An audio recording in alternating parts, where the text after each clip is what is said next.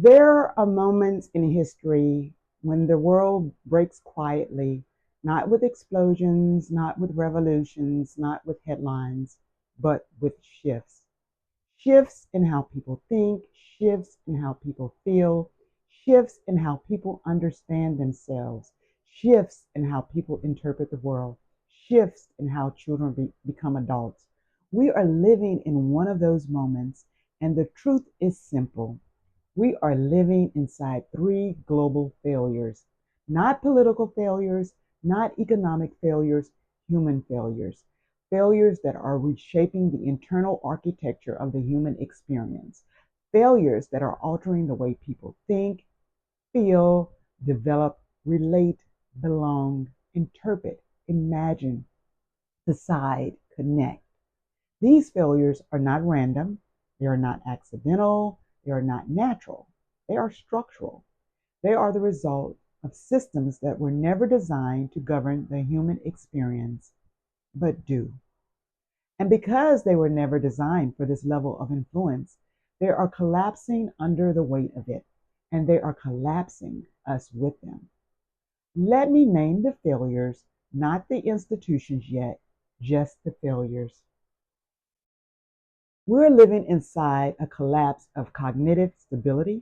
People cannot think clearly. People cannot focus deeply. People cannot rest mentally. People cannot sustain attention. People cannot make decisions without exhaustion. People cannot breathe inside their own minds. This is not because humans have become weaker. This is because the environments they work in have become cognitively hostile. The modern work environment is built on constant interruptions, nonstop notifications, overlapping tools, fragmented workflows, meeting inflation, digital noise, zero boundaries, zero recovery, zero clarity. People are switching tasks hundreds of times a day. Neuroscience is clear. This destroys working memory, reduces problem solving ability, and increases emotional vitality. People are drowning in meetings. Global data shows meetings have increased over 250% since 2020, and the trend never reversed. People are working more hours with less clarity. People are performing more tasks with less meaning. People are carrying more responsibility with less support. This is not a productivity issue. This is a cognitive erosion issue. And when the cognitive environment collapses, everything collapses with it. Decision making, creativity, emotional regulation, leadership, culture, performance. This is not the first failure. We're also living inside a collapse of meaning. People no longer share a common reality, they share algorithmic realities. Here's the simplest way to see it: two people can watch the same event at the same time in the same city and walk away believing two completely different realities happen. Not because the event changed, but because the meaning environment they live in changed it for them. This example grounds the crisis in lived experience without naming politics, media, or any specific event. Meaning is now shaped by emotional amplification, outrage cycles, comparison loops, identity performance, curated narratives, distorted visibility. People are not interpreting the world, they're reacting to it. People are not forming beliefs, they are absorbing them. People are not expressing identity, they are performing it. People are not connecting, they are comparing. People are not grounded, they are emotionally volatile. This is not a cultural issue, this is a meaning making failure because the environments that shape meaning are designed to amplify emotion, reward extremes, fragment narratives, distort identity, destabilize belonging. The result: anxiety, depression, polarization, insecurity, emotional dysregulation, loss of shared truth. This is the second failure. And then there's there's the failure no one talks about, the molding failure. Children are being shaped by forces that do not understand identity formation, emotional development, symbolic play, relational rehearsal, early cognition, long term imprinting. Children are absorbing beauty standards, belonging cues, gender roles, emotional scripts, cultural myths from environments that were never designed to shape identity. Play is not neutral, play is developmental. Play is emotional. Play is identity forming. But the institutions shaping childhood have no emotional governance, no identity governance, no developmental governance, no long-term accountability. The result? Early insecurity, identity confusion, emotional gaps, limited imagination, internalized narratives, developmental inconsistencies. This is the third failure. These failures are not isolated, they are interconnected. A collapse in cognition leads to a collapse in meaning. A collapse in meaning leads to a collapse in identity. A collapse in identity leads to a collapse in development. These failures are not happening in adulthood alone. They are happening across the entire human lifespan, from childhood to adolescence to adulthood to the workplace to society. These failures are not personal, they are structural.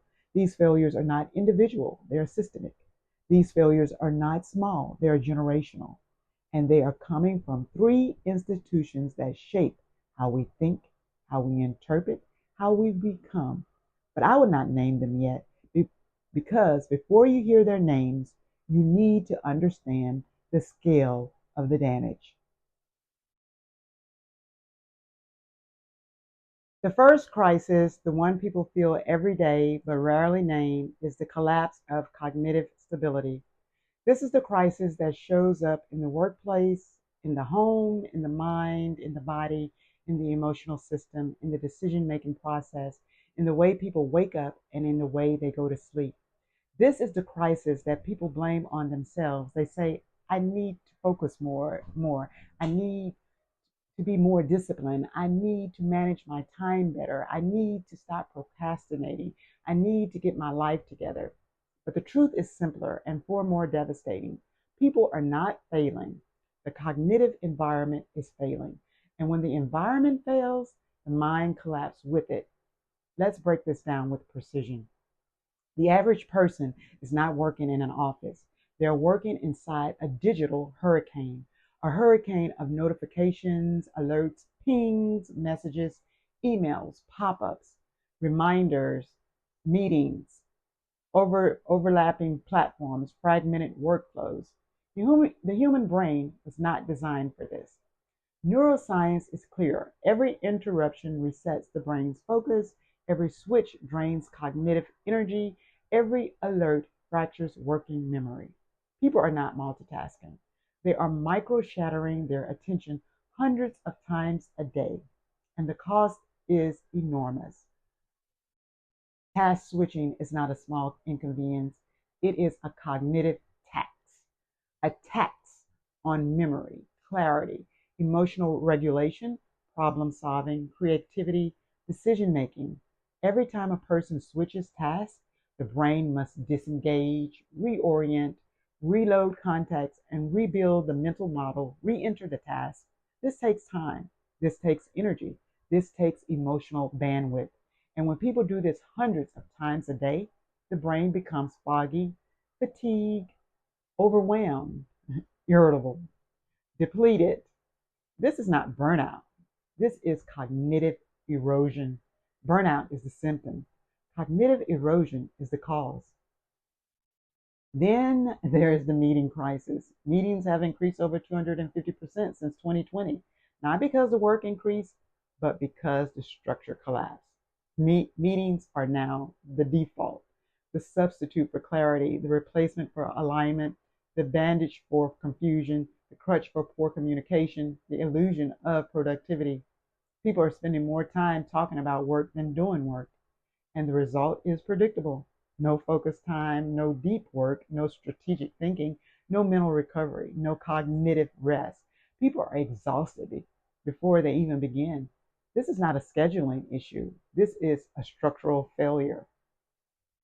And when the cognitive environment collapses, identity collapses with it.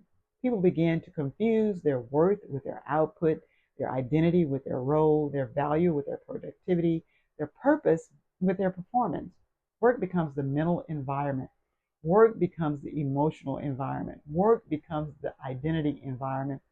People no longer leave work. Work follows them into the home, into the mind, into the body, into the nervous system, into the emotional system. People are not working from home, they are living at work. And the psychological cost is severe. When the mind is overloaded, the emotional system destabilizes. People become irritable, anxious, numb, reactive, overwhelmed, disconnected. Not because they are emotionally weak, but because they are cognitively depleted. The brain cannot regulate emotion when it is drowning in information. The brain cannot process feelings when it is processing notifications. The brain cannot rest when it is constantly being pulled apart. This is not emotional instability. This is cognitive exhaustion masquerading as emotional dysfunction. When the cognitive environment collapses, organizations collapse with it. You see misalignment, confusion, duplicated work, unclear priorities, reactive leadership, poor decision making, culture erosion, performance decline. Organizations think they have communication problems, leadership problems, culture problems, engagement problems, but what they really have is a cognitive infrastructure problem. The system people work inside is breaking their ability to think. And when people cannot think, organizations cannot function. This crisis is not isolated to workplaces. It is affecting families, relationships, communities, schools, health systems, society. People are mentally depleted. People are emotionally drained. People are cognitively unstable. This is not a personal crisis. This is a global cognitive failure. And it's coming from a single institution, but I will not name it yet because before you hear the name, you need to understand the scale of the damage. If the first crisis is the collapse of cognitive stability, the second crisis is the collapse of meaning. This is a crisis that doesn't just affect how people think, it affects how they interpret themselves, others, relationships, events, information, identity, belonging, truth, reality. This is the crisis that shapes the emotional climate of the world, and it is not subtle. It is everywhere. It is in the way people talk, in the way people react, in the way people compare. It is in the way people perform identity. It is in the way people search for validation. It is in the way people lose themselves in the noise. This is not a psychological crisis. This is a meaning making failure. Let's break it down. There was a time when people disagreed, but they disagreed from the same starting point. They disagreed from shared facts, shared narratives, shared cultural anchors, shared emotional baselines. That world is gone. Today, people live in algorithmic realities, realities shaped by what they see, what they don't see, what is amplified, what is hidden, what is rewarded, what is suppressed. People are not living in the same world. They're living in curated worlds. Curated worlds create curated identities. Meaning is no longer shaped by truth. Meaning is shaped by emotion, not grounded emotion, amplified emotion. Emotion that is heightened, exaggerated, distorted, rewarded, and weaponized. People are not responding to events, they are responding to emotional versions of events. And emotional versions of events are faster, louder, more addictive, more polarizing, more profitable. This is not an accident. This is a design. And the human emotional system is not built for it. People are not comparing themselves to reality. They are comparing themselves to curated fragments of other people's lives, fragments that are filtered, edited, optimized, staged, exaggerated, performative. People are comparing their internal world to someone else's external highlight reel. And the result is predictable: insecurity, inadequacy, self doubt, emotional instability, identity confusion. People are not losing confidence, they're losing context. Identity used to be something people discovered. Now it is something people perform. People are performing confidence, happiness, belonging, success, identity, alignment, authenticity. But performance is not expression. Performance is pressure. Pressure to be seen, be validated, be approved, be accepted, be relevant, be enough. Identity becomes a stage, emotion becomes a currency, belonging becomes a scoreboard. This is not self expression, this is self distortion. Meaning requires coherence, but coherence requires continuity, context, nuance, time, reflection. The modern meaning environment destroys all four. People are consuming fragments, clips, headlines, reactions, comments, micro moments. There's no space for depth, complexity, nuance, contradictions, evolution. Narratives become polarized, simplified, exaggerated, distorted. People are not forming beliefs, they are inheriting emotional positions, and emotional positions are not stable, they are volatile. Humans need belonging, but belonging requires shared meaning, shared identity, shared emotional ground. When meaning collapses, belonging collapses with it. People begin to seek belonging through validation, visibility, performance, alignment with extremes, emotional conformity. Belonging becomes conditional, belonging becomes fragile, belonging becomes transactional. People are not lonely because they are alone. People are lonely because they are unseen. When meaning collapses, the emotional system destabilizes. People become anxious, reactive, insecure, polarized, overwhelmed, emotionally inconsistent, not because they are emotionally weak, but because they are meaning deprived. The emotional system cannot stabilize. And when the meaning system is unstable, people cannot regulate emotion when they cannot interpret reality. People cannot find peace when they cannot find coherence. People cannot find themselves when they cannot find meaning. When meaning collapses, society fractures. You see polarization, distrust, hostility, confusion, emotional contagion, narrative warfare. People are not disagreeing, they're living in different worlds. People are not debating, they are defending their emotional ecosystems. People are not communicating, they are reacting. This is not a communication problem, this is a meaning making problem. This crisis is not limited to individuals, it is affecting families, relationships, communities, institutions, cultures, politics, society. People are not emotionally unstable. People are interpretatively fragmented. People are meaning deprived. This is not a cultural crisis. This is a global meaning failure, and it's coming from a single institution, but I will not name it yet because before you hear the name, you need to understand the scale of the damage. If the first crisis is the collapse of cognitive stability, and the second crisis is the collapse of meaning, the third crisis is the collapse of molding, the shaping of identity as it's at its earliest, most impressionable stage. This is the crisis that begins before a child can speak, before a child can reason, before a child can interpret, before a child can defend themselves against influence. This is the crisis that shapes self worth, belonging, imagination, emotional patterns, relational expectations, identity scripts, internal narratives. This is the crisis that determines how a child becomes an adult and how the adult becomes a member of society. And it's happening quietly, silently, invisibly, because children cannot articulate the forces shaping them. They can only absorb them. Let's break this down with precision. Childhood is not a blank space. It is an architectural phase.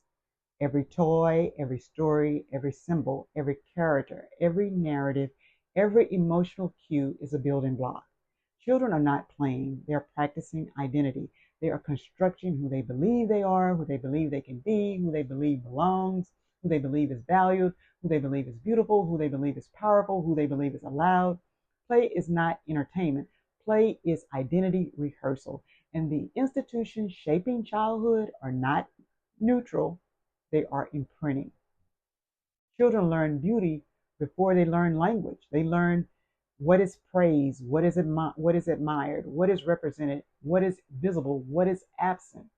Representation is not symbolic. Representation is instructional. It teaches who is allowed to exist, who is allowed to be seen, who is allowed to be celebrated, who is allowed to be central, who is allowed to be powerful, when representation is narrow, identity becomes narrow. When representation is inconsistent, identity becomes unstable. When representation is distorted, identity becomes distorted. This is not a cultural issue. This is a developmental issue. Children rehearse emotion through play. They rehearse conflict, resolution, care, power, vulnerability, imagination, relationships. But the emotional scripts embedded in toys and stories are often outdated, inconsistent, stereotyped, commercialized, ungoverned. Children absorb emotional patterns without understanding them. They learn who comforts, who leads, who follows, who rescues, who is rescued, who is valued, who is ignored.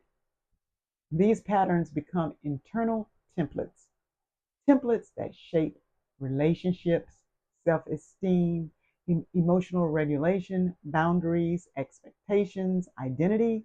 This is not harmless. This is foundational.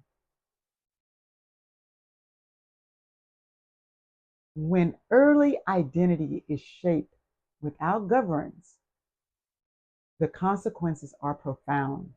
Children develop fragile self-worth, inconsistent identity, emotional gaps, distorted belongings, limited imagination, internalized narratives. These consequences do not disappear with age, they evolve.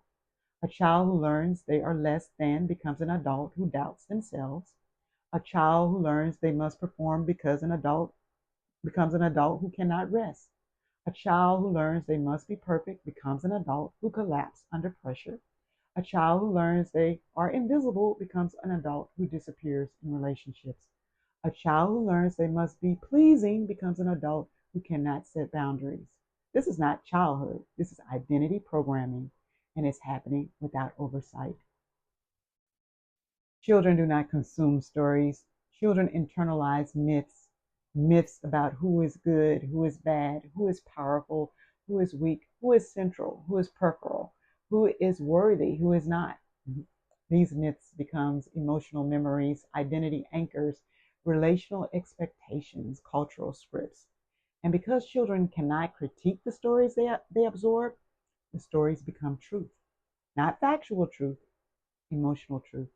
And emotional truth is the most powerful form of truth because it becomes instinct, intuition, identity, worldview. This is not entertainment. This is early architecture. Symbols shape identity before language does. A symbol is not a toy. A symbol is a mirror, a map, a message, a model. Symbols teach what is possible, what is allowed, what is normal, what is desirable, what is beautiful, what is powerful. When symbols are ungoverned, identity becomes ungoverned. When symbols are inconsistent, identity becomes inconsistent. When symbols are distorted, identity becomes distorted. This is not symbolic. This is psychological architecture. The molding crisis does not stay in childhood. It becomes adult insecurity, adult identity confusion, adult emotional instability, adult relational dysfunction, adult self-doubt, adult perfectionism, adult people-pleasing, adult self-erasure. The molding crisis becomes workplace dysfunction, cultural fragmentation, relational breakdown, emotional vitality, societal instability, because the adults who lead society were once children shaped by ungoverned systems. This is not a childhood crisis. This is a generational crisis, and it's coming from a single institution, but I will not name it yet, because before you hear the name, you need to understand the scale of the damage. We have walked through 3 failures: the failure of the mind, the failure of meaning, the failure of molding. 3 failures that are reshaping the human experience. 3 failures that are destabilizing identity, emotion, cognition, and development. 3 failures that are not random, not accidental, and not natural. Now it's time to name the institutions at the center of these failures. The cognitive failure, the collapse of mental clarity, focus, and stability, belongs to Microsoft. The meaning failure, the collapse of interpretation, belonging, and emotional coherence, belongs to Meta. The molding failure, the collapse of early identity formation and developmental integrity, belongs to Mattel. These are the 3 institutions that shape how the world thinks, how the world interprets, how the world becomes. They are not the only institutions with influence, but they are the loudest, the largest, and the most structurally impactful. They are the Triad. Microsoft governs mind, the cognitive environment of the modern world. Meta governs meaning, the interpretive and emotional environment of the modern world. Mattel governs molding, an early identity environment of the modern world. Mind, meaning, molding, 3 realms, 3 forms of influence, 3 pillars of human experience, and right now, all 3 are ungoverned. Not by law, not by culture, not by ethics, not by design, not by intention. They are governing the world, but nothing is governing them, and that is the instability. But let me be clear, the triad is not limited to these 3 companies. These 3 institutions are simply the clearest expressions of the architecture. Every company on this planet fits into one of these realms. Every company influences either how people think, how people interpret, or how people become. There is no 4th category. There is no outside, there is no exception. If you shape cognition, you are in the mind realm. If you shape interpretation, you are in the meaning realm. If you shape identity or development, you are in the molding realm. Retail fits into the meaning, manufacturing fits into molding, tech platforms fit into mind and meaning, education fits into mind and molding, entertainment fits into meaning and molding, healthcare fits into mind and meaning. The triad is not a metaphor, it is a governance map. And the question every company must now ask is simple: which rim are you in? Because once you know your rim, you know your responsibility. If the mind rim remains ungoverned, burnout becomes permanent, cognitive clarity collapses, organizations destabilize, leadership fails, culture fractures. If the meaning rim remains ungoverned, emotional vitality increases, polarization deepens, identity becomes performative, truth becomes fragmented, belonging becomes unstable. If the molding rim remains ungoverned, early identity becomes fragile, imagination becomes inconsistent, emotional development becomes uneven, childhood becomes unstructured, generational instability increases. If the triad remains ungoverned, society becomes unstable. This is not a prediction, this is a trajectory. So let me speak directly to the 3 institutions at the center of this architecture. You govern the modern human experience. You shape the internal world of billions. You influence cognition, emotion, identity, and development at scale. You did not ask for this power. You did not design for this power. You did not prepare for this power, but you have it. And now you must act, not later, not eventually, not when the consequences become impossible to ignore. Now, because the world is already living inside your influence. The question is whether that influence will remain ungoverned or whether you would take responsibility for the architecture you have created. And to every other company listening, you're not outside the triad. You're inside it. You shape mind, or you shape meaning, or you shape molding. You influence how people think, how people interpret, how people become. And that means you carry responsibility, not optional responsibility, structural responsibility. The question is not whether you are part of the triad. The question is which realm you belong to and whether you will govern the influence you already have. I'm not here to criticize these institutions. I'm not here to shame them. I'm not here to replace them. I'm here to tell the truth. They govern the modern human experience, but nothing governs them. And that is the gap. That is the risk. That is the instability. That is the opportunity. Because if we stabilize mind, meaning, molding, we stabilize identity, culture, emotion, development, and society. Because influence without governance is not innovation, it is instability. And instability at this scale does not stay contained. It spreads, it compounds, it becomes the emotional climate of a generation. This is the triad. This is the architecture. This is the work. And the work begins now. There's a path forward, but it requires structural governance, not surface level solutions. And that work begins the moment you decide to take responsibility for the influence you already have.